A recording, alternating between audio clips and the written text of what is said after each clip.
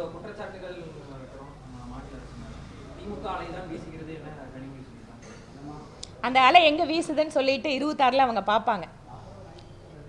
அதே போல கடவுளின் தேசமா கன்றாவி தேசமா சீமான் இந்த குப்பை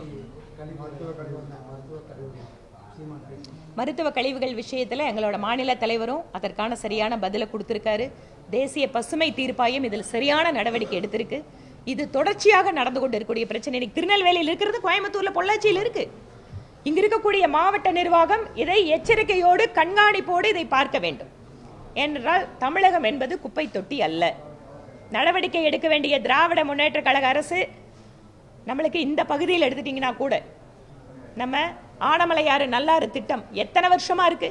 இங்கு நம்முடைய அர்ஜுன் ராம் மெக்வால் அவர்கள் நீர்வளத்துறை அமைச்சராக இருக்கும்போது கோயம்புத்தூர் வந்து உங்களுக்கு எல்லாம் பேட்டி கொடுத்தாரு.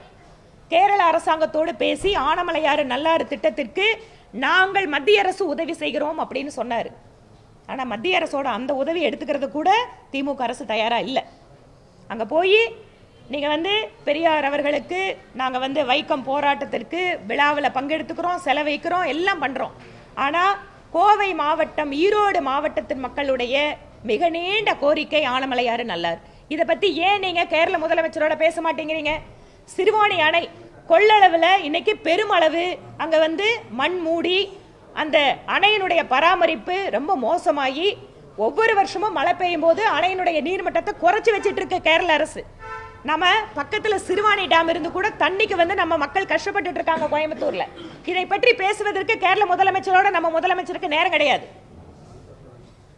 அதே போல தமிழக அரசு வந்து 6675 கோடி கொடுத்ததுக்கு கண்டனம் தெரிவித்திருக்காங்க.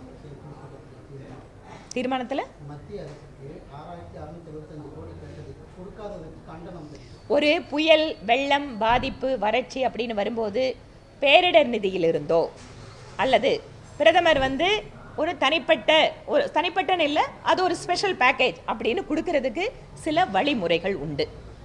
அந்த வழிமுறைகள் என்னன்னு அவங்க தனியாக அப்ளை பண்ணட்டும். இது யாருக்கும் வந்து அதை மறைச்சு வைக்கிறதுக்கு வாய்ப்பே இல்லை. நீங்கள் நாடாளுமன்றத்தில் கேள்வி கேட்குறீங்க, உங்களோட எம்பிக்கள் கேள்வி கேட்குறாங்க அமைச்சர்கள் கிட்ட, எழுத்துப்பூர்வமாக அரசாங்கம் பதில் கொடுக்குது. ஒரு மாடு இறந்தா எவ்வளவு, ஒரு பாலம் பாதிச்சா எவ்வளவு, ஒரு ரோடு பாதிச்சா எவ்வளவு, இதெல்லாம் வந்து இருக்கக்கூடிய கைட்லைனு. அதில் நம்மளுக்கு பாதிப்பு எவ்வளவு இருக்குன்னு காட்டணும்னா அந்த அமௌண்ட் ஆட்டோமேட்டிக்காக நம்ம வாங்க போகிறோம். இதில் யாரும் எதுவுமே பண்ண முடியாது. இதில் விருப்பு வெறுப்புகளுக்கு இடமே கிடையாது. அதே போல நாடாளுமன்றத்தில் சாரங்கி எம்பி அது சரியான ஒரு லைட்டான கீரல் தான். ஆனால் அது பிஜேபி தான் வந்து அவர் வந்து எப்படி வந்து ரத்தம் சுட்டுச்சு அப்படிங்கிறத நம்ம எல்லாருமே பார்த்தோம். அது கீரல்ல அவ்வளோ ரத்தம் கொட்டுமா? திருமாவளவன் அவர்கள் அந்த பார்லிமெண்ட்டுக்குள்ளேயே இருக்கிறவர், அந்த கீரல் விழுந்ததை வந்து அவர் பாதிச்சதை வந்து அவர் வந்து அப்போ நியாயப்படுத்துறாரா இந்த வன்முறையை?